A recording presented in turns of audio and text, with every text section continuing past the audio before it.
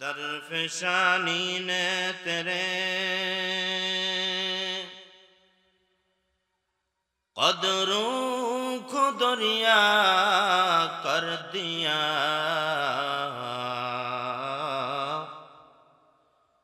दिल को रोशन कर दिया, आँखों को बीना कर दिया। बलागल उला बिकमालिही कशफत दुजा बिजमालिही हसनत जमीअ खसालिही सल्लु अलैहि व आलिहि।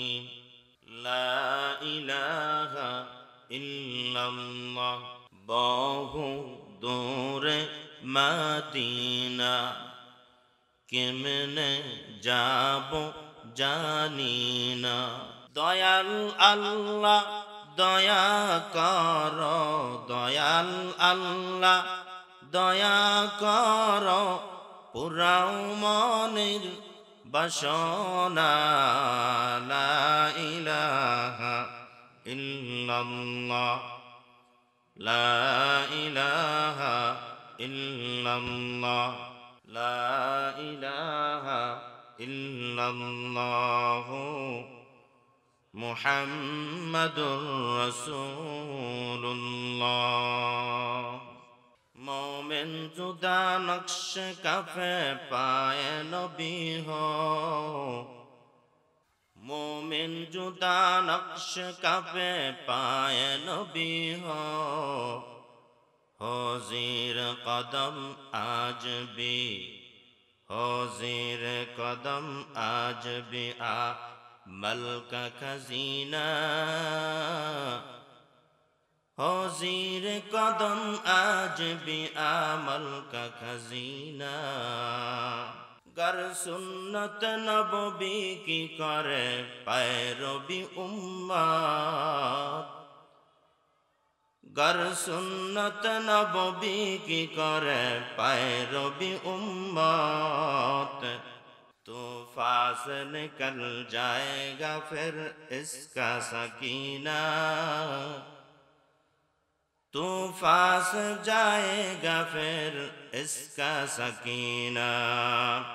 आशिक हो बिरदराई शाहिंशाह दो आलम, आशिक हो बिरदराई शाहिंशाह दो आलम, मिश्कों से ज़्यादा मुबारक जिसका पसीना, मिश्कों से ज़्यादा मुबारक जिसका पसीना। कर दिल में तरफ हो मेरे आका का ज़ियारत,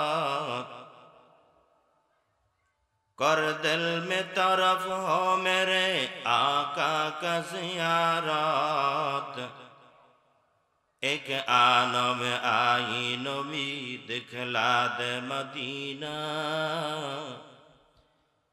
इकला दे आ नबी नबी दिखला दे मदीना।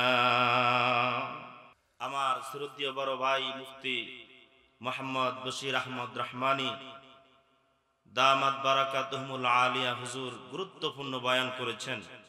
হুজুরের বয়ানের মধ্যে একটা ঘটনা, আসহাবে কাহাফের একটা ঘটনা হুজুর উল্লেখ করেছেন। সেই আসহাবে কাহাফের মধ্যে আপনারা জানেন 7 জন বা 8 জনের মধ্যে একটি কুকুর ছিল, নাকি বলেন? কি ছিল? জোর আওয়াজ দিয়ে বলেন, কি ছিল? কুকুর ছিল। ওই কুকুরটা ভালো মানুষের সোহবতে থাকার কারণে, নেক সোহবতে থাকার কারণে ওই কুকুরটার নাম আল্লাহ রাব্বুল আলামিন কোরআনের মধ্যে উল্লেখ করেছেন। জোরে বলুন সুবহানাল্লাহ। অথচ কুকুর দেখলে আমরা ঘৃণা করি, নাকি?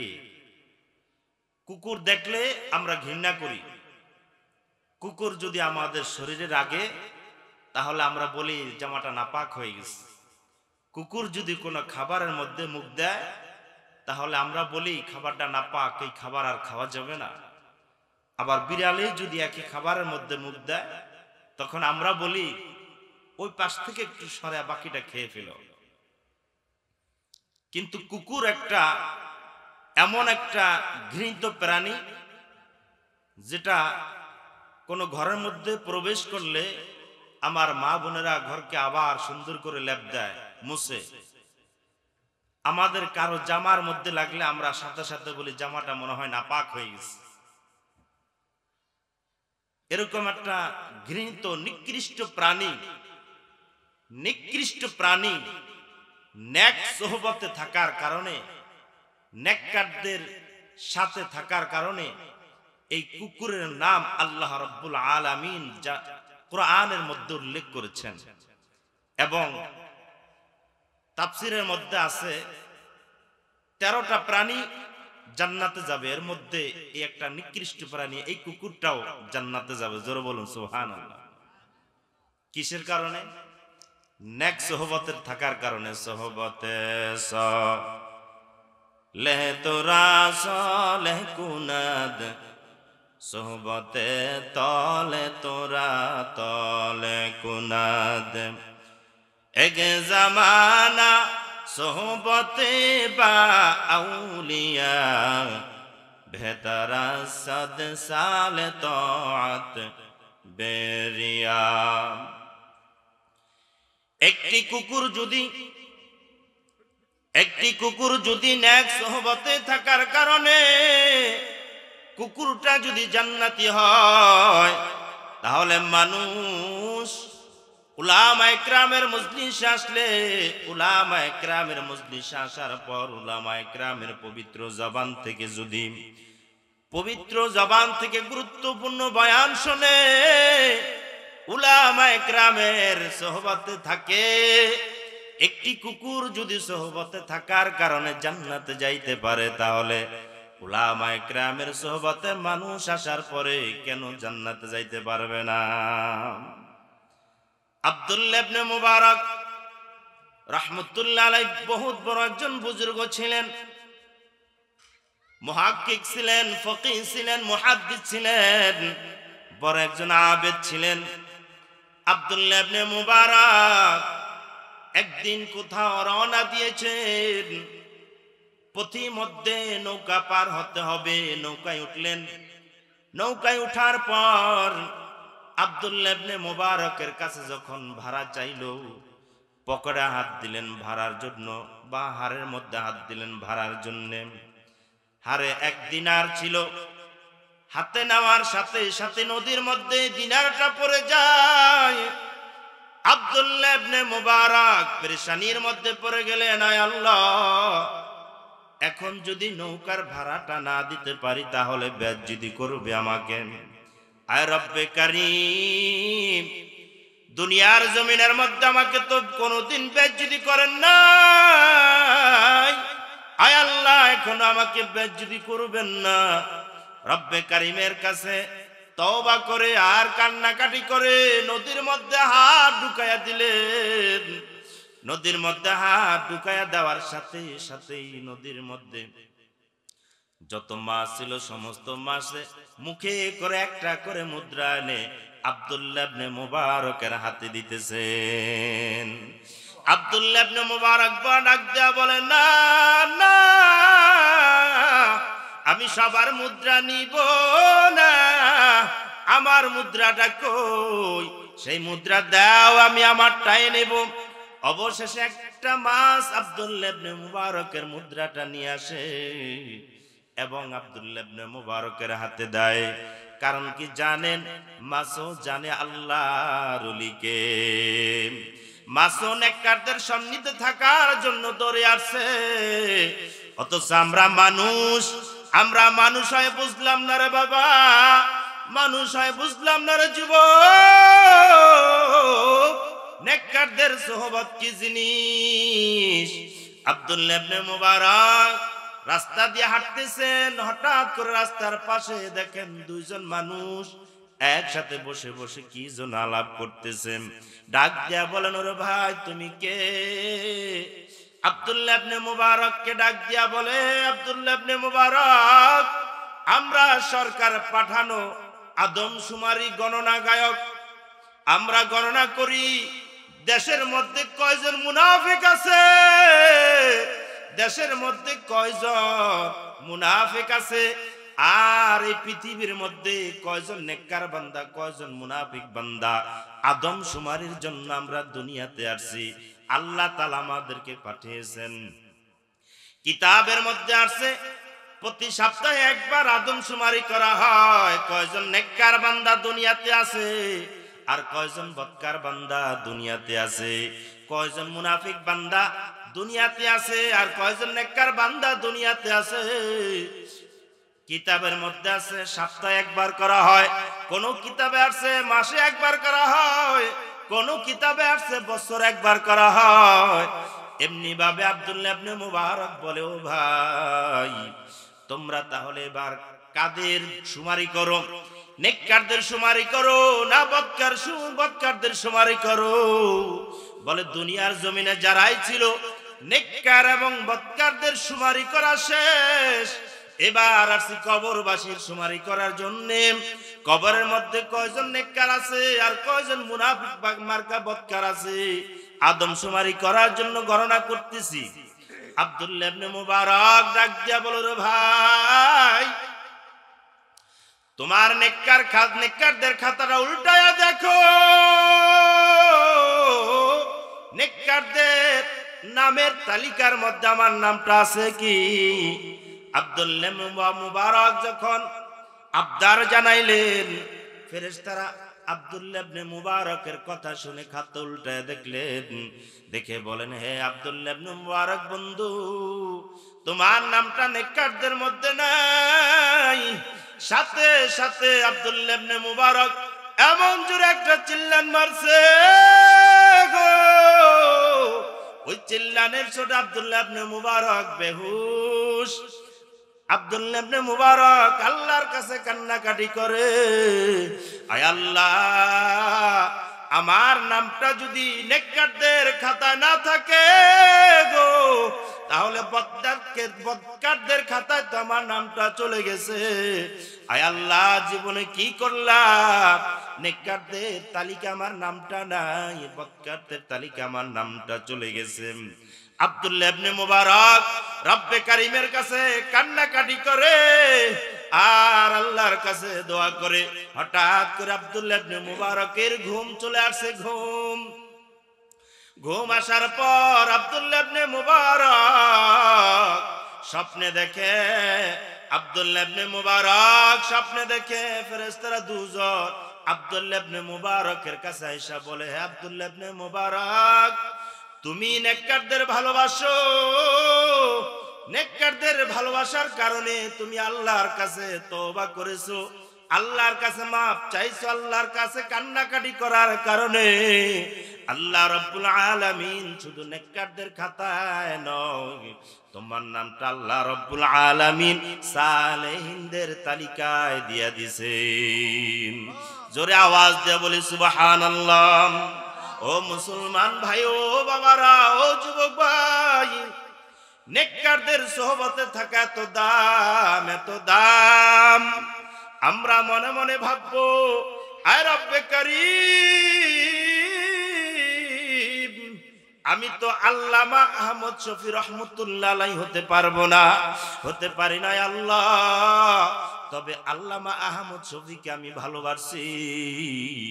আয় রব্বুল আলামিন, আমি তো জুনায়েদ বাবুনগরী হইতে পারবো না, তবে জুনায়েদ বাবুনগরীর আমি অন্তর দিয়া ভালোবাসি। আমি তো মুফতি আমিনী হইতে পারলাম না, তবে মুফতি আমিনীকে আমি ভালোবাসি। আয় আল্লাহ, আমি তো শাইখুল হাদিস হইতে পারবো না, তবে শাইখুল হাদিসদেরকে আমি ভালোবাসি। আয় আল্লাহ, আমি তো হাফেজ হইতে পারি না, তবে হাফেজদেরকে আমি ভালোবাসি। আয় আল্লাহ, আমি তো আলেম হইতে পারি নাই, তবে আলেমদেরকে আমি ভালোবাসি। উলামায়ে কিরামের সোহবতে আমি ছিলাম, এই দোয়াটুকু আল্লাহর কাছে করব, আয় রব্বুল আলামিন আমি তো জীবনে কিছু করতে পারি না, আমি জীবনে আলেম হইতে পারি নাই, তবে আমি আলেম হওয়ার জন্য চেষ্টা করছি, আলেমদের সোহবতে থাকছি। এই দোয়া সব সময় রব্বে কারিমের কাছে আমরা করতে থাকব। মুসলমান ভাইরা রে আমার, আল্লাহ রাব্বুল আলামিন চায় বান্দার আমল, বান্দা কেমন আমল করে, আমলটুকু বান্দার আল্লাহ তাআলার কাছে সবচাইতে বেশি প্রিয়। আমল আল্লাহর কাছে বেশি প্রিয়। কোন বক্তা সুন্দর কণ্ঠ দিয়া বয়ান করলো, এটা আল্লাহ তাআলার কাছে প্রিয় না। আল্লাহ তাআলার কাছে প্রিয় হলো কোন বান্দার নেক আমল সবচাইতে সুন্দর। যেই বান্দার নেক আমল সবচাইতে সুন্দর, ওই বান্দার আমল আল্লাহ তাআলার কাছে প্রিয়।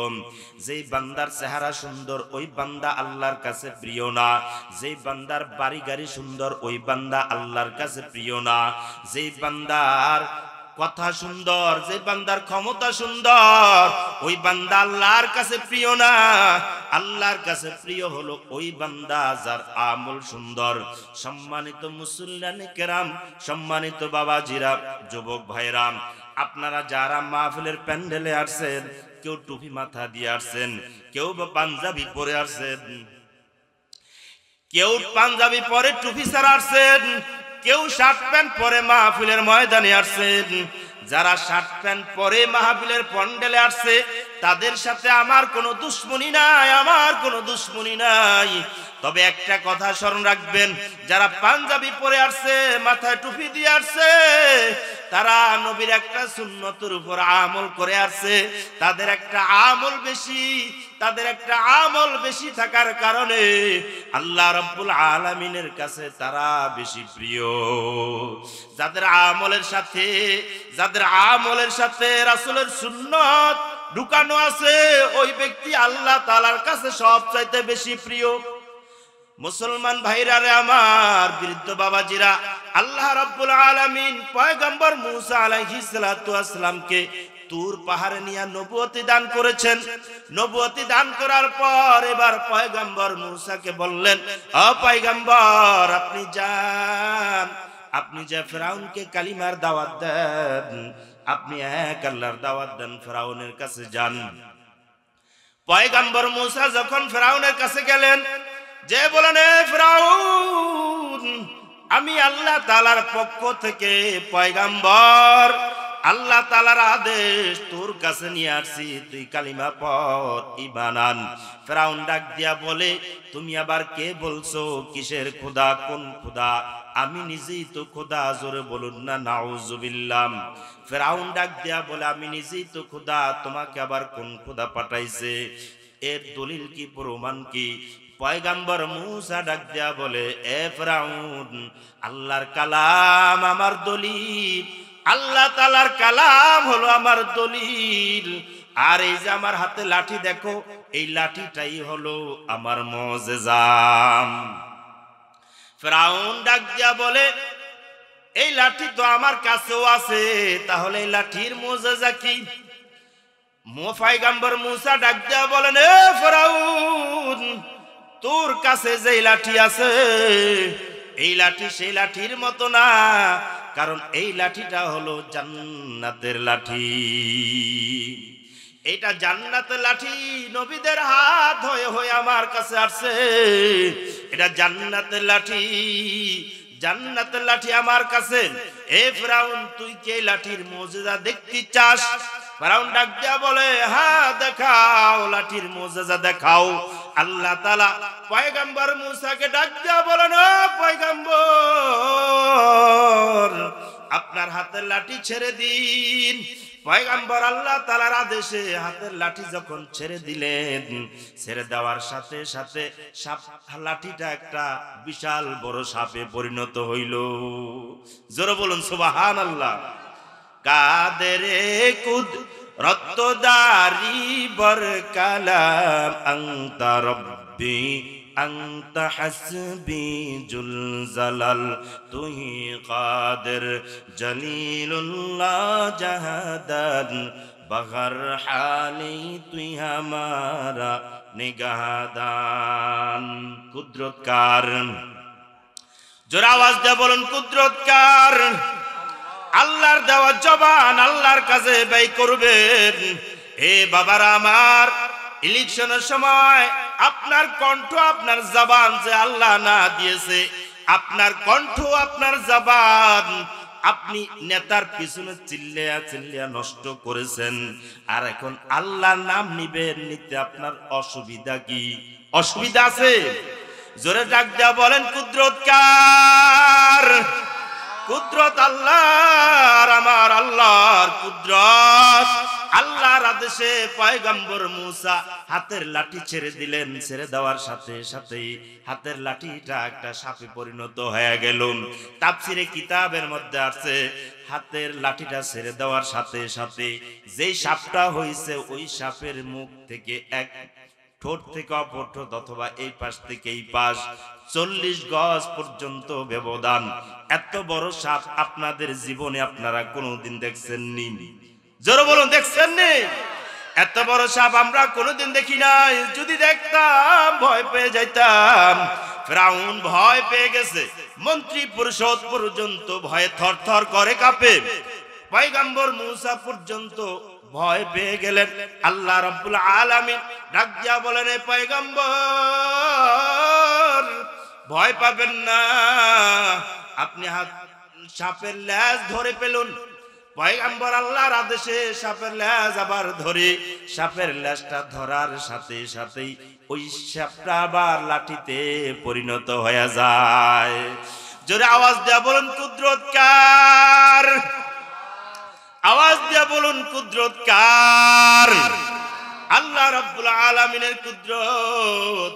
এবার ফিরাউন ডাক দিয়া বলে, বুঝতে বাকি নাই তুমি যে একজন ভালো জাদুকর, তুমি জাদুর বিদ্যা নিয়ে মিশরের মধ্যে প্রবেশ করেছ। অতএব তোমার সাথে আমার কোনো কথা নাই, কারণ জাদুকরের সাথে জাদুকরদের কথা হবে, আমার সাথে কোনো কথা নাই। দেশের মধ্যে একটা জাদুর খেলা দেওয়া হবে, জাদুর খেলার আয়োজন করা হবে। দেশ বিদেশ থেকে বড় বড় জাদুকররা আসবে। আসার পর সেখানে জাদুর খেলা হবে, তুমিও সেখানে উপস্থিত থাকবা। সেখানে ফয়সালা হবে কে বড় জাদুকর, তুমি নাকি তারাম। সেখানে দেখা যাবে তোমার জাদুর খেলা। পয়গম্বর মুসা ফিরাউনের চ্যালেঞ্জ গ্রহণ করলেন। পয়গম্বর মুসা ডাক দেয়া বলেন, হে ফিরাউন, কোন সময় কখন কোন জায়গার মধ্যে, কোন সময় কখন কোন জায়গার মধ্যে জাদুর খেলা হবে বল। ফিরাউন ডাক দেয়া বলে, অমুক মাসের অমুক তারিখে এতটার সময় জাতীয় ময়দানের মধ্যে, জাতীয় মাঠের মধ্যে জাদুর খেলা হবে। সম্মানিত মুসল্লিয়ানে কেরাম, যুবক ভাইরা, পর্দার অন্তরালের মা ও বোনেরা, একটা কথা খেয়াল রাখবেন, যেই যুগে যেই নবী পাঠিয়েছেন, যেই যুগে যেই জিনিসের প্রভাব ছিল সবচেয়ে বেশি, ওই যুগে আল্লাহ রাব্বুল আলামিন ওই জিনিসের প্রভাব দিয়াই আল্লাহ তাআলা পাঠিয়েছেন। ওই জিনিসের মুজিজা দিয়ে আল্লাহ তাআলা নবীদেরকে পাঠিয়েছেন। এটাই হলো মাওলা পাকের নিজাম, এটাই হলো মাওলা পাকের নিয়ম। হযরত নূহ আলাইহিস সালাতু ওয়াস সালামের জামানায় ডাক্তারের প্রভাব ছিল বেশি। আল্লাহ রাব্বুল আলামিন হযরত নূহ আলাইহিস সালাতু ওয়াস সালামকে এমন বিদ্যা দিয়ে পাঠিয়েছেন, পয়গম্বর নূহ যখন অন্ধ ব্যক্তির চোখে হাত বুলাইতেন, অন্ধ ব্যক্তির চোখে যখন হাত বুলাইতেন, অন্ধ ব্যক্তির চোখে হাত বুলানোর সাথেই সাথেই অন্ধ ব্যক্তির চক্ষু ভালো হয়ে যেত। জোরে আওয়াজ দেয়া বলুন সুবহান। পয়গম্বর নূহ আলাইহিস সালাতু ওয়াস সালাম যখন কবরের পাশে যাইতেন, যে যদি বলতেন খুব বিসমিল্লাহ, ওঠো আমি পয়গম্বর নূহ এসেছি, বলার সাথে সাথে কবরবাসী উঠে কথা বলতো। পয়গম্বর মুসা আলাইহিস সালাতু ওয়াস সালামের যুগে জাদুর প্রভাব ছিল বেশি। এই জন্য পয়গম্বর মুসাকে আল্লাহ রাব্বুল আলামিন লাঠির মুজিজা দিয়েই দুনিয়াতে পাঠিয়েছেন। আপনার আমার নবী, বিশ্ব নবী, রাসূল আরবি সাল্লাল্লাহু আলাইহি ওয়াসাল্লাম আমাদের বর্তমানে সমাজের মধ্যে বিজ্ঞানের প্রভাব বেশি। আল্লাহ তাআলা জানতেন শেষ নবীর উম্মতের উপরে যাবে, চাঁদেও যাবে, আবার সমুদ্রের তলদেশেও যাবে। বিজ্ঞান যেন আমার নবীর কাছে হেরে না যায়, আমার নবী যেন, আমার দোস্ত যেন বিজ্ঞানের কাছে হেরে না যায়। এজন্য আল্লাহ রাব্বুল আলামিন আপনার আমার নবীকে, পয়গম্বরকে সম্মানী রাখার জন্য, করার জন্য আল্লাহ নবীর এত বড় মুজিজা আঙ্গুল দ্বারা ইশারা করেছেন, আর চাঁদ দ্বিখণ্ডিত হয়ে গেছে। আপনারা জানেন না? জোরে বলেন, জানেন কিনা? জোরে আওয়াজ দিয়ে বলুন সুবহানাল্লাহ। আল্লাহর নবী চাঁদের দিকে শাহাদাত আঙ্গুল দ্বারা ইশারা করেছেন, আর চাঁদ দ্বিখণ্ডিত হয়ে গেছে। এখন ইতিহাসে আমরা পড়েছি বিজ্ঞান যত উপরে যাবে ততই নবীর মুজিজা ফুটে উঠবে, বিজ্ঞান যত নিচে যাবে ততই নবীর মুজিজা ফুটে উঠবে। বিজ্ঞানের কাছে আপনার আমার নবী হেরে না যায়, এজন্য আমাদের নবীকে আল্লাহ রাব্বুল আলামিন মুজিজা দান করেছেন। ভাইরা আমার, বলেছিলাম পয়গম্বর মুসা আলাইহিস সালাতু ওয়াস সালামকে আল্লাহ রাব্বুল আলামিন জাদুর প্রভাব দিয়ে, লাঠির মুজিজা দিয়ে দুনিয়াতে পাঠিয়েছেন। এবার জাদুর খেলা শুরু হবে। পয়গম্বর মুসা আলাইহিস সালাতু ওয়াস সালাম ফিরআউনের চ্যালেঞ্জ গ্রহণ করলেন। কারণ কি জাদুর খেলা গ্রহণ করলেন? কারণ কি? কারণ হলো এই খেলা দেখার জন্য দেশের থেকে বিভিন্ন প্রান্ত থেকে লোক আসবে। আমাদের এলাকায় যদি খেলা হয়, আপনাদের এলাকায় যদি খেলা ছাড়ে খেলা হয়, আপনাদের এলাকার লোকজন যেখানে জমা হয় না, জমা হয় না, সবাই একত্রিত হয়। কারণ কি? সেখানে খেলা দেখার জন্য। পয়গম্বর মুসাও দেখলেন এখানে তো অনেক লোক আসবে জাদুর খেলা দেখার জন্য, এখানে এই সুযোগেই মানুষদেরকে কালিমার দাওয়াত দেওয়া যাবে, আর ঘরে ঘরে যাইয়া, বাসায় বাসা যাইয়া দাওয়াত দিতে হবে না। এই সুযোগে সবার কাছে কালিমার দাওয়াত পৌঁছে দেব। এবার পয়গম্বর মুসা কে ফিরআউন ডাক দেয়া বলে, হে মুসা, জাদুর খেলা শুরু হবে অমুক তারিখে। এবার প্রত্যেক খেলার শুরুতে ইউনিফর্ম লাগে, খেলোয়াড়দের ইউনিফর্ম থাকে। জোরে বলুন, থাকে কি থাকে না? ইউনিফর্ম থাকে, এটাই নিয়ম। সেই দেশেরও নিয়ম ছিল, সবার ইউনিফর্ম থাকবে। ফিরআউন পোশাক বানিয়ে পয়গম্বর মুসাকে দিয়ে বললেন, হে পয়গম্বর, আপনি পোশাক পরেন। পয়গম্বর মুসা ডাক দেয়া বলেন, রে ফিরআউন, আমরা মানুষের বানানো কোনো পোশাক আমরা পরি না, কারণ আমরা পরি জান্নাতের পোশাক, লিবাসুত তাকওয়া, জান্নাতি পোশাক আমরা পরি। যেই পোশাক জান্নাতে নবীরা পরেছেন, জান্নাত থেকে আসা আমরা পোশাক পরি। জিবরাইলের মাধ্যমে যেই পোশাক আমার কাছে আসছে আমি সেই পোশাক পরি, মানুষের বানানো পোশাক আমি পরি না। আল্লাহর নবী ফিরআউনকে ফিরাইয়া দিলেন। ফিরআউন বিপদে পড়ে গেছে, কি করা যায়? এবার ফিরআউন মুসা আলাইহিস সালাতু ওয়াস সালামের মতো অনুরূপ ভাবে আপনার পোশাক বানাইলেন, জুব্বা বানাইলেন, মাথায় পাগড়ি টুপি উঠাইয়া দিলেন। এবার জাদুর খেলা শুরু হবে। জাদুর কর্দেরও সেই পোশাক, মুসা আলাইহিস সালাতু ওয়াস সালামের সেই পোশাক। বুঝছেননি? মুসলমান ভাইরা আমার, কথাগুলা খেয়াল করবেন। সব পোশাক পরিধান করে সব কাজ করা যায় না, যায় নাকি? সব পোশাক পরে সব কাজ করা যায় না। আপনি পাঞ্জাবি পরে, মাথায় টুপি দিয়ে আজানের সময় দোকানে বসে থাকতে আপনি পারবেন না। জোরে বলেন, পারবেন কিনা? আপনি পারবেন না। আপনি পাঞ্জাবি পরে, টুপি মাথায় দিয়ে, দাড়ি রেখে কোনো বেগানা নারীর দিকে আপনি তাকাইতে পারবেন না। এটা আপনার বিবেকে বাধা দিব। আপনি সব পোশাক পরে সব কাজ করতে পারবেন না। শার্ট প্যান্ট পরে এমন কিছু কাজ করা যায় যেটা পাঞ্জাবি টুপি মাথায় দিয়ে ওই কাজ করা যায় না। জোরে বলুন, ঠিক কিনা? সম্মানিত হাজিরিন, আপনাদের কাছে আমার প্রশ্ন, আপনারা আমার কথা একমত হবেন। আমার মনে হয় বাংলাদেশের আপনারা শুধু নয়, 16 কোটি 18 কোটি 17 কোটি মুসলমানদেরকে যদি ডেকে জিজ্ঞাসা করা হয় তাহলে সবাই আমার সাথে একমত হবে। কথাটা হলো, আপনারা কি কোনোদিন পাঞ্জাবি মাথায় টুপি, পাঞ্জাবি গায়ে মাথায় টুপি, মুখে দাড়ি এরকম লোককে কি রাস্তার পাশে দাঁড়ায় কুকুরের মতো কাজ সারতে দেখছেন? জোর আওয়াজ দিয়ে বলেন, প্রস্রাব করতে দেখছেন? দেখেন নাই, কিন্তু শার্ট প্যান্ট টাই পরে কুকুরের মতো দাঁড়ায় কাজ সারছে এমন দেখছেন কিনা? জোরে বলুন। আমার মনে হয় এমন দেখছেন কারো চোখে পর্যন্ত বাদ যায় নাই। শার্ট প্যান্ট টাই পরে রাস্তার পাশে দাঁড়ায় কুকুরের মতো কাজ সারছে। আমাদের চোখে তো এমন অহরহ ঘটনা ঘটে। আপনাদের চোখে কি পড়ে না? জোরে বলেন, পড়ে না? আপনাদের চোখে পড়ে না? পরে, আপনাদের চোখেও পড়ে, আমাদের চোখেও পড়ে। কিন্তু বাবাজিরা আমার, পাঞ্জাবি পরে মাথায় টুপি দিয়ে দাড়ি রেখে এমন গর্হিত কাজ আপনি করতে পারবেন না, এমন কাজ আপনি করতে পারবেন না। আমি এরকম অনেক বৃদ্ধ বাবাজিদেরকে দেখছি মাথায় টুপি আছে, বিড়ি খায়, বিড়ি খাওয়ার সময় যখন টান দেয় টুপিটা খুলে নেয় যে টুপি মাথায় দিয়া বিড়ি খাওয়া যাবে না। জোরে বলেন, করে কিনা? কারণ বিড়ি টুপি মাথায় দিয়া বিড়ি খাওয়া যাবে না, এটা তার বিবেকে বাধা দেয়।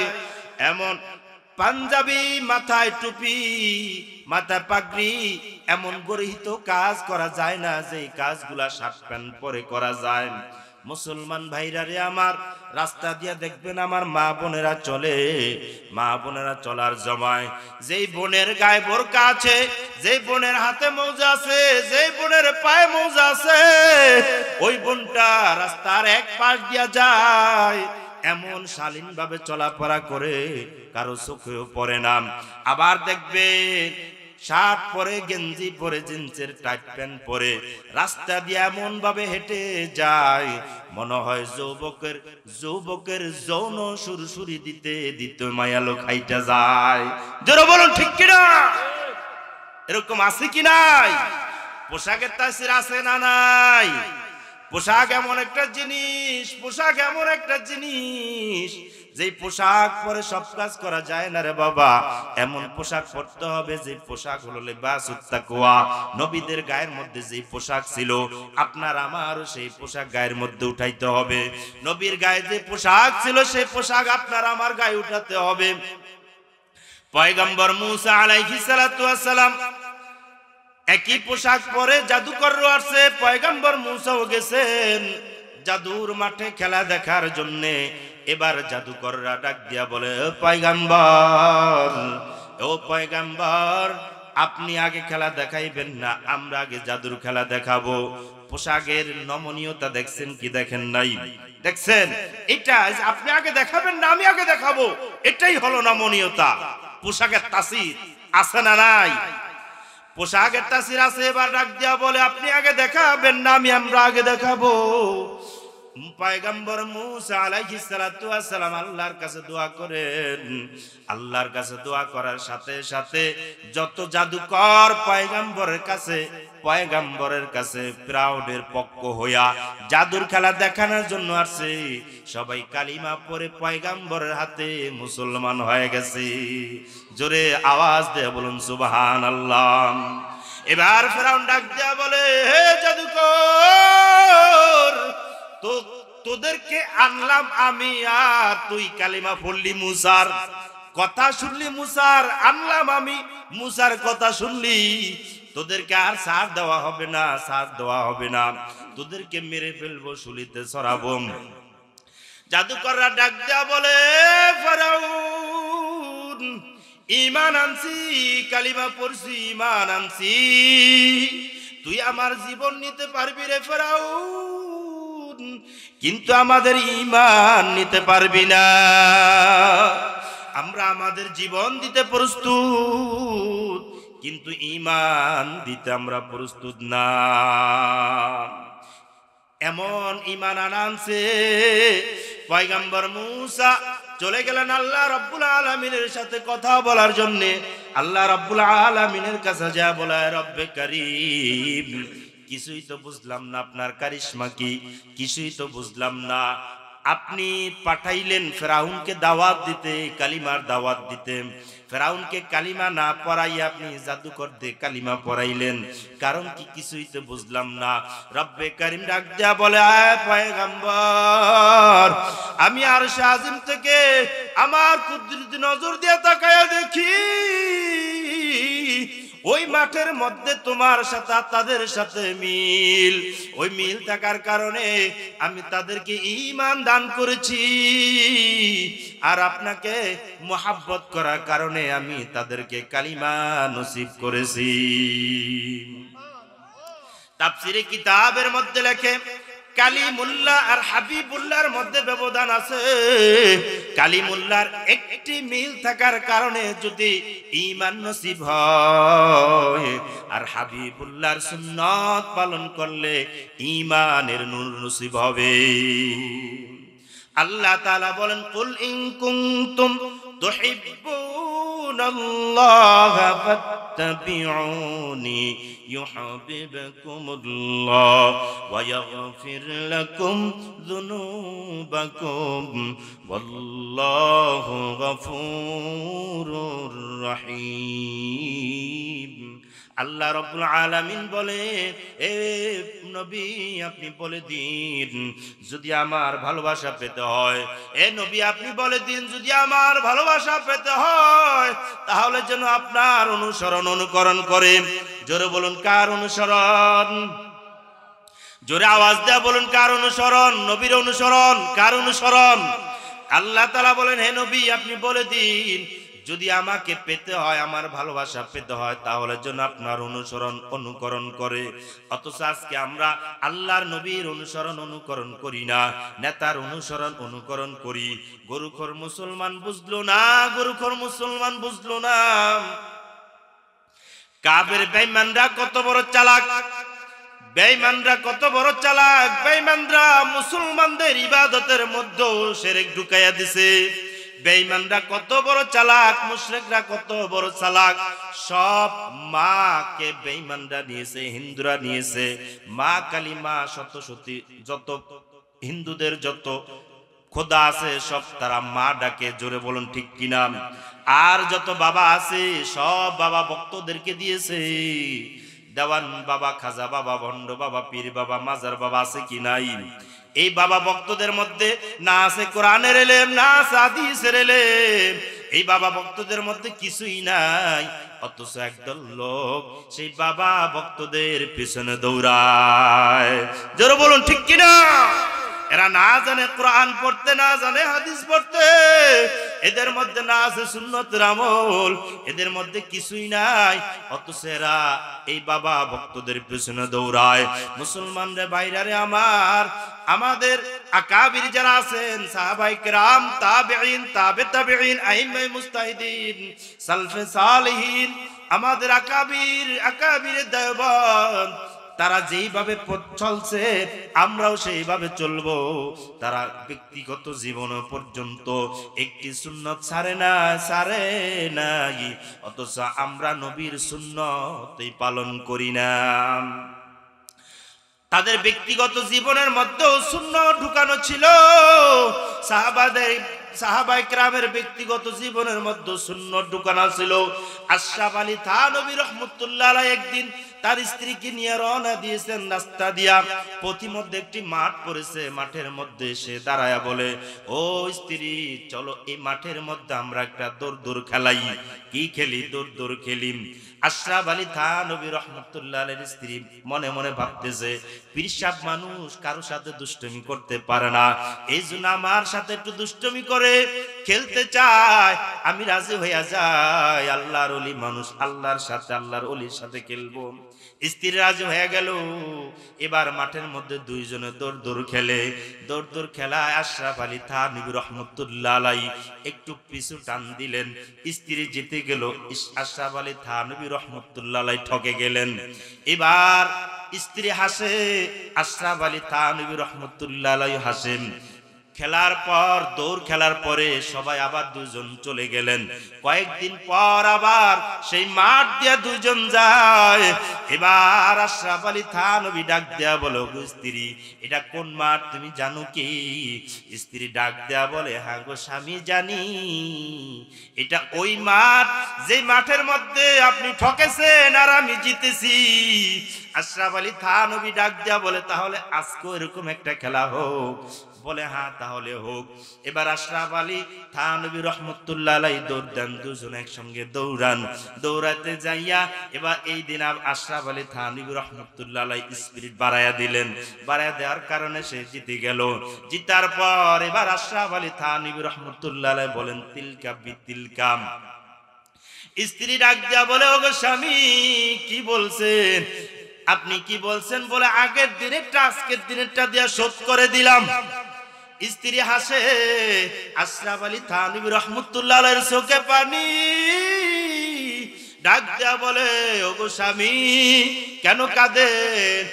আশরাফ আলী থানভী ডাক দেয়া বলে, ওগো স্ত্রী কাদি এমন দুইটা দিন আমার নবীরও ছিল। হযরত আয়েশার সাথে এরকম খেলেছেন আর বলেছেন তিলকা বিতিলকা। আগের দিনেরটার সাথে পরের দিনেরটা শোধ করে দিলাম, আগেরটার সাথে পরেরটা শোধ করে দিলাম। জীবনে কোন আমল নেক আমল করতে পারছি কিনা জানি না, কোন নেক আমল আল্লাহর কাছে কবুল হয় জানি না, তবে আজকের এই সুন্নতটা নবীর পালন করলাম। আমি কাল কিয়ামতের দিন বলবো, আয় রব্বে কারীম, আপনার এক নবীর একটা সুন্নত আমি বাদ দেই নাই, আপনার নবীর সুন্নত আমি বাদ দেই নাই, আপনার নবীর প্রত্যেকটা সুন্নত আমি পালন করেছি। আজকে আমাদের দাম্পত্য জীবনে এরকম আনন্দ নাই আমরা, কারণ আমাদের নবীর সুন্নতকে অনুসরণ করি না, আমরা নেতার অনুসরণ করি, আমরা নেত্রীর অনুসরণ করি, আমরা সিনেমা হলের নায়কের অনুসরণ করি, আমরা এমন ভাবে এমন কিছু অনুসরণ করি যে অনুসরণের মধ্যে শান্তি নাই, অথচ নবীর সুন্নতের মধ্যে শান্তি আছে রে মুমিন। আমাদের দাম্পত্য জিন্দেগির মধ্যে এমন ঘটনা করতে, সুন্নতের আমলটা করতে পারবো কি পারবো না? জোরে বলুন, পারবো কি পারবো না? এমন সুন্নতের আমলটা করব। মুসলমানরা বেঈমানরা মুসলমানদের থেকে সুন্নতি পোশাক দূরে সরিয়ে দিতে চায়। সুন্নতি পোশাক আজ মুসলমানদের গায়ে রাখতে তারা চায় না। তারা বোমাবাজি করে, তারা মাথায় টুপি দিয়ে পাঞ্জাবি পরে দাড়ি রেখে টিভির মধ্যে এমন অসংখ্য নাটক দেখবেন বোমাবাজ হিসাবে তৈরি করেন। এমন কোন হিন্দুদের পোশাক পরে এমন বোমাবাজ তারা তৈরি করে না, বৌদ্ধদের পোশাক পরা অবস্থায় বোমাবাজের এরকম তারা তৈরি করে না। কারণ মুসলমানদের পোশাক, মুসলমানদের পাঞ্জাবি, দাড়ি, টুপি, পাগড়ি মাথায় বোমাবাজ তৈরি করে নাটকের মধ্যে নাটক সাজায়। কারণ এই দেখে মানুষ এই মুসলমানদের থেকে ঘৃণা চলে আসবে, এই কারণে তারা এই সমস্ত করেন। তারা বোঝে, তারা জানে মুসলমান যতদিন পর্যন্ত নবীর সুন্নাত পালন করবে ততদিন মুসলমান কোন বেঈমানকে ভয় পাবে না। জোরে বলুন ঠিক কিনা? মুসলমান যতদিন পর্যন্ত নবীর সুন্নাত পালন করবে ততদিন পর্যন্ত মুমিন কোন বেঈমানকে ভয় পাবে না। মুসলমান নারে তাকবীর আল্লাহু আকবার ধ্বনি দিয়া রাস্তায় নেমে যাবে, এটা তারা জানে। এই জন্যই তারা নবীর সুন্নাত থেকে আমাদেরকে দূরে সরিয়ে দিতে চায়। অথচ আমরা এমন গরুখোর মুসলমান, তাদের কৌশল আমরা বুঝি না। মুসলমান ভাইরা রে আমার, আমাদের আকাবিররা কেমন সুন্নত পালন করেছেন। আশরাফ আলী আমাদের কাসেম নানতুবি রহমতুল্লাহ আলাইহি হাদিসের দরজ দিচ্ছেন। হাদিসের দরজের পাশেই আপনার গোলাপ ফুলের গাছ লাগাইছেন। গোলাপ ফুল, একজন জিজ্ঞেস করে, ওগো কাসেম, আপনি হাদিসের দরজগার মধ্যে কাটা যুক্ত গাছ লাগাইলেন কেন? কাসেম নানতুবি ডাক দেয়া বলে, আমি আমার কাটা যুক্ত গোলাপ গাছ আমি কেন লাগাইছি এটা আমার নবীর সুন্নত, আমার নবীর মুহাব্বতে আমি লাগাইছি। কারণ আমি হাদিসের মধ্যে শুনেছি আমার নবীর গায়ের গাম সাহাবায়ে কেরাম বোতল ভরে রাখতেন, সাহাবায়ে কেরাম বোতলের মধ্যে রাখতেন। আর এই গ্রানটা অনেক গ্রানটা গোলাপের গ্রামের মতো বলতো, গোলাপের গ্রানের মতো আসতো। এই জন্য আমি আর সাহাবায়ে কেরামের থেকে তো আর সেই আল্লাহর নবীর ঘাম সংগ্রহ করতে পারি নাই। এজন্য আমি গোলাপ গাছ লাগাই, আর গ্রান নেই আল্লাহর নবীর কথা আমি স্মরণ করি। এই জন্য আমি গোলাপ ফুল গাছ লাগাই। অথচ আমরাও তো পারি গোলাপ ফুল গাছ লাগাই, এরকম নিয়ত তো আমরা করি না। আজকে কাসেম নানতুবি রহমতুল্লাহ আলাইহির কাছে গ্রেফতারি পরোয়ানা জারি হয়ে গেল, ইংরেজদের গ্রেফতারি পরোয়ানা জারি হয়ে গেল। যেখানে কাসেমকে পাও সেখানে কাসেমকে হত্যা করে ফেলো, শেষ করে ফেলো। কাসেম নানতুবি রহমতুল্লাহ আলাইহি হাদিসের দরদ দিচ্ছেন, হঠাৎ করে এরকম চলে আসছেন, ইংরেজরা চলে আসছে কাসেমকে নেওয়ার জন্য। আয়েশা কাসেম নানতুবিকে জিজ্ঞেস করে, কাসেম কোথায়, কাসেম নানতুবি কোথায়? কাসেম নানতুবি রহমতুল্লাহ আলাইহি জায়গা থেকে একটু সরিয়ে বলে, একটু আগে এখানে ছিল, এখন দেখেন কোথায় আছে। একটু আগে এখানে ছিল, এখন দেখেন কোথায় আছে। ইংরেজরা মনে করেছে হয়তো একটু আগে এখানে ছিল, এখন কোথাও চলিয়ে গেছে। সাথে সাথে তারা বাইরে চলিয়ে গেল। এই কাসেম নানতুবি রহমতুল্লাহ আলাইহি গ্রেফতারি পরোয়ানা জারি হয়ে গেল। এবার ইংরেজরা যাওয়ার পরে সবাই বলতেছে, ওগো কাসেম আপনি আর থাকবেন না, আপনি আত্মগোপন করেন। কাসেম নানতুবি আত্মগোপন করেছে। আত্মগোপন করার পর কয়েকদিন পরে আবার এসে ফজরের নামাজের জামাতে শরীক হইলেন। সবাই মনে করেছে কাসেম আত্মগোপন করেছে, আর মনে হয় আত্মপ্রকাশ করবে না। হঠাৎ করে যখন ফজরের নামাজে হাজির, ডাক দেয়া বলে, ওগো কাসেম আপনার নামে তো গ্রেফতারি পরোয়ানা হাজির, আপনি আসলেন কেন? আপনার জন্য তো গোপনেও ইবাদত করার হুকুম আছে, আপনি গোপনে ইবাদত করেন। কাসেম নানতুবি ডাক দেয়া বলে, ভাই আমি তো তাদের ভয়তে পলাই নাই, আমি পলাইছি এই কারণে আমার নবী এমন 3 দিন 3 রাত পর্যন্ত আত্মগোপনে ছিলেন। আল্লাহর নবীর সাথে আমার জিন্দেগিটা মিলানোর জন্য, আমার জিন্দেগিটা মিলানোর জন্য আমি 3 দিন আত্মগোপন করেছি। ও ভাই জানিয়া রাখো, যত বিপদ আসে আসুক, কিন্তু ইবাদতের মধ্যে ব্যাঘাত ঘটবে এটা আমি হতে দেব না। আমাদের আকাবিররা কেমন ছিল, আজ আমরা কেমন? আমাদের আকাবিররা একটা সুন্নত পর্যন্ত বাদ দেয় নাই, অথচ আজকে আমরা কত সুন্নত বাদ দিছি। নবীর ভালোবাসা শুধু মুখে বলি নবীর ভালোবাসা, অন্তরের মধ্যে নবীর ভালোবাসা নাই। হযরত ওমর রাদিয়াল্লাহু তাআলা আনহু রাস্তা দিয়া কোথাও যাইতেছেন, উটের উপরে সাওয়ারি হওয়া যাইতেছেন, হঠাৎ করে উট থামাইলেন। থামানোর পর প্রস্রাবের ব্যাগ প্রস্রাব করার মতো করে বসলেন, বান ধরে বসলেন, প্রস্রাব করলেন না। সাহাবায়ে কেরাম লগের সাথীরা জিজ্ঞেস করে, ওগো ওমর প্রস্রাবের বান ধরে বসলেন অথচ প্রস্রাব করলেন না, কারণ কি? ডাক দিয়া বলে, আমার নবী এই রাস্তা দিয়ে যাওয়ার সময় এখানে এইভাবে প্রস্রাব করেছে, আমার নবীর সাথে মিল রাখার জন্য আমি এখানে এই কাম করেছি। তারা জীবনে কি করেছে আর আমরা জীবনে কি করি? বলি রাসূলের মুহাব্বত আমাদের আছে, মুখে বলি কিন্তু অন্তরের মধ্যে ফিট করতে পারি না, অন্তরের মধ্যে আমরা ফিট করতে পারি না। রাসূলের সাথে কি আমরা জান্নাতে যাইতে চাই? জোরে বলুন, রাসূলের সাথে কি আমরা জান্নাতে যাইতে চাই? জোরে বলুন, রাসূলের সাথে কি আমরা জান্নাতে যেতে চাই?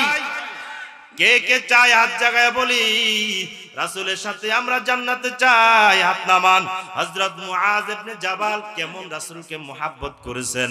মুআজ ইবনে জাবাল ইয়েমেন থেকে রাসূল সাল্লাল্লাহু আলাইহি ওয়াসাল্লামের কাছে একদল এসে আল্লাহর নবীর কাছে ডাক দেয়া বলে, ইয়া রাসূলুল্লাহ, ইয়া হাবিবাল্লাহ, আমরা ইয়ামেনবাসী আপনার কাছে আসছি, আপনি আমাদেরকে 3 জন লোক দিবেন। 3 জনের মধ্যে একজন দেশ পরিচালনা করবে, একজন আমাদেরকে ইলম শিক্ষা দিবে, একজন আমাদেরকে ডাক্তারি চিকিৎসা করাবে। এরকম দেখে দেখে 3 জন লোক দিবেন। আল্লাহর নবী ডাক দিয়া বলেন, এখন এই সময়ের মধ্যে 3 জন লোক দেওয়া সম্ভব না। কারণ কি জানো, যুদ্ধের সময় 3 জন লোক দেওয়া কোনোদিনও সম্ভব হবে না। তবে এমন একজন লোক দেব যে একজনে 3 জনের সমান কাজ করে। জোরে বলুন সুবহানাল্লাহ। এমন একজন লোক দেব যে একজনে 3 জনের সমান কাজ করবে। ইয়ামানবাসী ডাক দেয়া বলে, ইয়া রাসূলুল্লাহ, কে সে? নাম বলেন। ডাক দিয়ে আল্লাহর নবী বলে, সে আর কেউ নয়, সে হলো আমার মুআজ ইবনে জাবাল। মুআজ ইবনে জাবালকে আল্লাহর নবী রাসূল আরবি সাল্লাল্লাহু আলাইহি ওয়াসাল্লাম খুব ভালোবাসতেন। এমন ভালোবাসতেন, সব সময় পাশে বসায় রাখতেন। আল্লাহর নবী মুআজ ইবনে জাবালের জন্য দোয়া করেছেন। আল্লাহর নবী আল্লাহর কাছে দোয়া করেছেন। আল্লাহর কাছে দোয়া করেছেন মুআজ ইবনে জাবালের জন্য। তার ইলম বেশি, হিকমত বেশি, এজন্য আল্লাহর নবী তার জন্য দোয়া করেছেন। এবার আল্লাহর নবী মুআজ ইবনে জাবালকে ইয়ামানের রাষ্ট্রপ্রধান হিসেবে পাঠায়া দেয়। উটের পিঠে চড়ায়া উট হাঁটতেছে, আর আল্লাহর নবী মাটিতে আস্তে আস্তে হাঁটতেছে। মনে হয় বাবা সন্তানকে বিদায় দেওয়ার জন্য সময় যেমন হয় এমন আদরের মুআজকে বিদায় দিতেছেন। আল্লাহর নবী হাঁটতেছেন, আর গুরুত্বপূর্ণ নসিহত গুলা মুআজ ইবনে জাবালকে করতেছেন। আজকে আমাদের সন্তানরা যখন আমাদের থেকে দূরে যায়, বিদেশের বাড়িতে যায়, সন্তানও হাঁটে, বাবাও হাঁটে, আর বাবা সন্তানকে নসিহত করে, বাবা এমনি এমনি চলিও, এই কাজ করবা, এই কাজ করবা না। জোরে বলুন ঠিক কিনা? মুআজ ইবনে জাবালকে আল্লাহর নবী গুরুত্বপূর্ণ নসিহত গুলা শোনান। মুআজ ইবনে জাবাল উটের পিঠে উট হাঁটতেছে, আল্লাহর নবী আস্তে আস্তে করে হাঁটতেছে। হঠাৎ করে কত দূর যাবার পর, যেখানে আরবের সীমানা শেষ, ইয়ামানের সীমানা শুরু হয়ে গেল, কত দূর পর্যন্ত চলে গেল। আল্লাহর নবী মুআজকে ডাক দেয়া বলে, মুআজ আসো। মুআজ আল্লাহর নবীর কথা শুনিয়া কান খুলিয়া দেয়। আল্লাহর নবী ডাক দেয়া বলে, এর মুআজ, এই মাত্র জিবরাইল আমিন আসি আমার কাছে খবর কইল, মুআজ তুমি থাকবা ইয়ামানে, আর আমি থাকবো আরবে। আমার লাশটা দাফন হয়ে যাবে রে মুআজ, তুমি দেখতে পাবে না। তুমি ইয়ামানে থাকবা, আমার কবরটা থাকবে এখানে দাফন হয়ে থাকবে, তুমি আমার কবরটা জিয়ারত করারও সুযোগ পাইবা না। মুআজ ইবনে জাবাল আর দেরি করে নাই, সাথে সাথে উঠ থেকে লাফিয়ে পড়ে যায়, মাটিতে গড়াইয়া এসে আল্লাহর নবীকে জড়াইয়া ধরে। আল্লাহর নবীও দুলি মাখা হাত গুলা আল্লাহর নবী ধরিয়া এমন ভাবে জড়াইয়া ধরে, আর দুজন কাঁদে। মুসলমান ভাইরা রে আমার মনে হয় রাসূলের সিরাতের মধ্যে এরকম হৃদয় বিদারক ঘটনা আর হয় নাই। দুজনে কাঁদে, আল্লাহর নবীও কাঁদে, মুআজও কাঁদে। আল্লাহর নবী মুআজকে ডাক দেয়া বলে, রে মুআজ কেঁদো না, তুমি ইয়ামানে থাকবা আর আমি আরবে থাকবো। আমার এমন কিছু উম্মত আসবে, তারা অনেক দূরে থাকবে রে মুআজ। তারা টাকার অভাবে আমার কবরটাও জিয়ারত করতে পারবে না রে মুআজ, টাকার অভাবের কারণে পারবে না। কিন্তু মুআজ জানিয়ে রাখো, যে উম্মত, আমার উম্মত আমার সুন্নত পালন করবে রে মুআজ, আমি ওই উম্মত ছাড়া জান্নাতের মধ্যে যাব না। রাসূলের সাথে কে কে জান্নাতে যাইতে চান? আয় রব্বে কারীম, আপনার কুদরতি নজর দিয়া তাকায়া দেখে আপনার বান্দারা হাত তুলে ওয়াদা করেছে আপনার রাসূলের সাথে জান্নাতে যাবে। আয় আল্লাহ, আপনি আপনার রাসূলের সাথে আমাদেরকে জান্নাত দিয়ে। লা ইলাহা ইল্লাল্লাহ, লা ইলাহা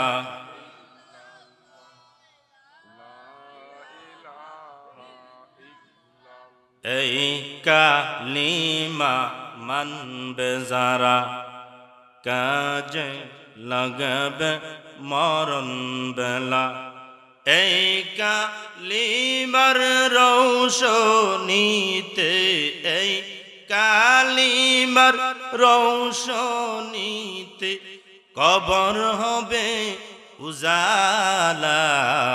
লা ইলাহা ইল্লাল্লাহ, লা ইলাহা ইল্লাল্লাহ, লা ইলাহা ইল্লাল্লাহ মুহাম্মাদুর রাসূলুল্লাহ।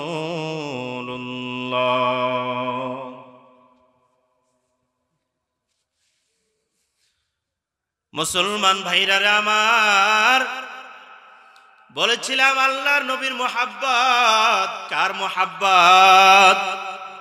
জোরে আওয়াজ দিয়ে বলুন, কার মোহাব্বত? আল্লাহর নবীর মোহাব্বত অন্তরের মধ্যে ফিট করব। অন্তর মাথার তালু থেকে নিয়ে পায়ের তালু পর্যন্ত যদি নবীর সুন্নতের উপর আমল করতে পারি, নবীর সুন্নতের উপর যদি আমল করতে পারি গো, আল্লাহ রব্বুল আলামিন ওই বান্দাকে বেশি ভালোবাসবেন। আমরা আল্লাহ তাআলা আমাদেরকে ভালোবাসেন। আল্লাহ বলেছেন যদি আল্লাহর ভালোবাসা পেতে হয়, এখন আল্লাহর ভালোবাসা যদি পাই তাহলে নেক আমল করব, সুন্নতের উপর আমল করব। আমরা মনে মনে ভাবতে পারি আল্লাহ যে আমাদেরকে ভালোবাসেন, আল্লাহর নবীর সুন্নত পালন করলে আল্লাহর নবী যে আমাদেরকে ভালোবাসবেন, এর দলিল কি, প্রমাণ কি?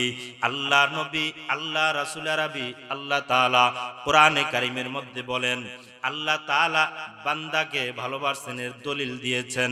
আল্লাহ তাআলা বান্দাকে অসংখ্য নিয়ামত দান করেছেন। এই নিয়ামত পাওয়ার পরেও আল্লাহ রাব্বুল আলামিন বলেছেন কলিল, অতি সামান্য কম কিছু আমি বান্দাকে দিয়েছি। আর বান্দার থেকে যেটা আল্লাহ রাব্বুল আলামিন পেয়েছেন, আল্লাহ সেটাকে বলেছেন কাসীর। ইয়া আইয়ুহাল্লাযীনা আমানু যিকুরুল্লাহা যিকরান কাসীরা ওয়াসাব্বিহুহু বুকরাতাও ওয়া আসীলা। আল্লাহ তাআলা যেটা বান্দার থেকে পেয়েছেন সেটাকে বলেছেন কাসীর, আর যেটা বান্দাকে আল্লাহ দিয়েছেন সেটাকে বলেছেন কলিল। আল্লাহ এটাই দ্বারাই প্রমাণ হয় আল্লাহ বান্দাকে ভালোবাসেন। কারণ কি জানেন, যে যাকে ভালোবাসে, আপনি কাউকে ভালোবাসেন, আপনি যদি দামি একটা জিনিসও দেন, এই দেওয়ার সময় আপনি বলবেন ভাই সামান্য একটা কিছু আপনাকে দিলাম, আর যাকে দিবেন সেই এই সামান্য জিনিসটাকে অনেক বড় মনে করবে। জোরে বলুন ঠিক কিনা? আল্লাহ রাব্বুল আলামিন বান্দাকে কত কি দিয়েছেন, সমুদ্রের মধ্যে হাজার হাজার নিয়ামত দান করেছেন। আল্লাহ রাব্বুল আলামিন বান্দাকে কত কি দিয়েছেন, কত নিয়ামত দান করেছেন। এরপর আমার আল্লাহ বলেছেন কলিল, আর বান্দার থেকে আল্লাহ সামান্য পেয়েছেন সেটাকে আমার আল্লাহ বলেছেন কাসীর। কি বলেছেন? কাসীর। এটার দ্বারাই প্রমাণ হয় আল্লাহ রাব্বুল আলামিন বান্দাকে ভালোবাসবে। এবার রাসূলের সুন্নতের উপর আমল করব। আজ মুসলমান, আজ বাংলাদেশের মুসলমান নেতার পিছনে দৌড়ায়। আজ বাংলাদেশের মুসলমান নেতার পিছনে দৌড়ায়া তার জীবনটা নষ্ট করে দিল। অথচ দৌড়ানোর কথা ছিল কোরআনের পেছনে, দৌড়ানোর কথা ছিল হাদিসের পেছনে, দৌড়ানোর কথা ছিল আল্লাহর নবীর মুহাব্বতের রাস্তায় নামার। অথচ দেখবেন আল্লাহর নবীর মুহাব্বত, আল্লাহর নবীকে নিয়ে একদল কটূক্তি করে, আরেক দল উলামায়ে কেরাম জীবন বাজি রেখে রাস্তায় নামে আল্লাহর নবীর মুহাব্বতের প্রকাশ ঘটাইতে চায়। একদল ঘরে বসে বসে টিভি দেখে আর বলে রাস্তায় নামছো মাইর খাও, রাস্তায় নামছো মাইর খাও, গেলা কেন মারো। একদল রাস্তায় নামে রাসূলের মুহাব্বতে, তারাও মুসলমান। আরেক দল তাদেরকে মারার জন্য নামে, তারাও মুসলমান দাবি করে। জোরে বলুন ঠিক কিনা? দুই দলের মুহাব্বত কি এক? দুই দলের মুহাব্বত এক না। আল্লাহর নবীকে মুহাব্বত করতে হবে। আমরা আজকে রাস্তায় নামিয়া মার খাই কেন রে জানো? মার খাই এই জন্যই আল্লাহর নবীর সুন্নত আমরা পালন করি না।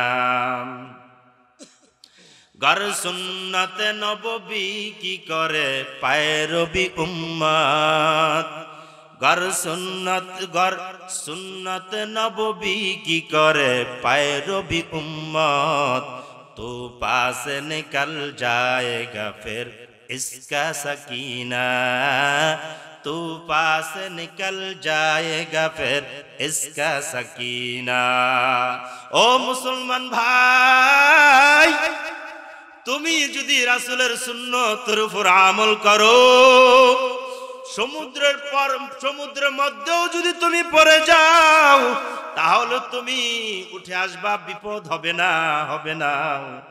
আর যদি সুন্নতের উপর আমল না করো, যদি রাস্তায় নামো মাইর খাইতে হবে। রাস্তায় নামলে কি খাইতে হবে? মাইর খাইতে হবে। এজন্য কবি বলেন, গর সুন্নতে নববী কি করে পায়রবি উম্মত, গর সুন্নতে নববী কি করে পায়রবি উম্মত, तू पास निकल जाएगा फिर इसका सकीना, तू पास निकल जाएगा फिर इसका सकीना।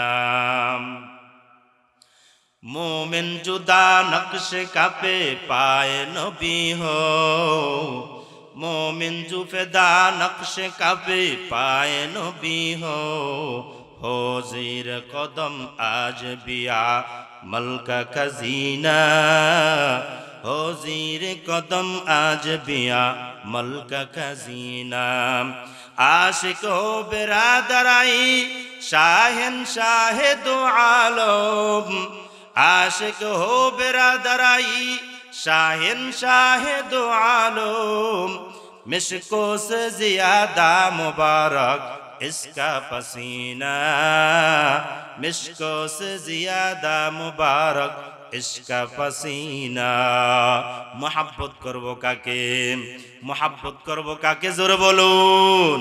मोहब्बत करबो আল্লাহকে, मोहब्बत করবো আল্লাহর নবীকে। আল্লাহর নবীর সুন্নতের উপর আমল করে যদি আমি কবরে যাইতে পারি রে ভাই, তাহলে আল্লাহর নবীর সাথে আমি জান্নাতি হইব। আল্লাহর নবীর সাথে কি আমরা জান্নাতে যাইতে চাই না? চাই কিনা? আমরা এই আজকের এই মাহফিল থেকে ওয়াদাবদ্ধ করব, ওয়াদা হব, মানুষের চেষ্টাটা এমন একটা জিনিস, মানুষের, এটাকে উলামায়ে কেরাম মানুষের চেষ্টাকে বলে ইসমে আজম। আপনি যদি চেষ্টা করেন, আপনি সব কাজে সফল হবেন। চেষ্টা না করলে সব কাজ আপনার বিফল। যারা ব্যবসা করে, ব্যবসার পিছনে তারা শ্রম দেয়, মেধা দেয়, সময় দেয়, এরপরে এক সময় তারা ব্যবসাতে সফল হয়।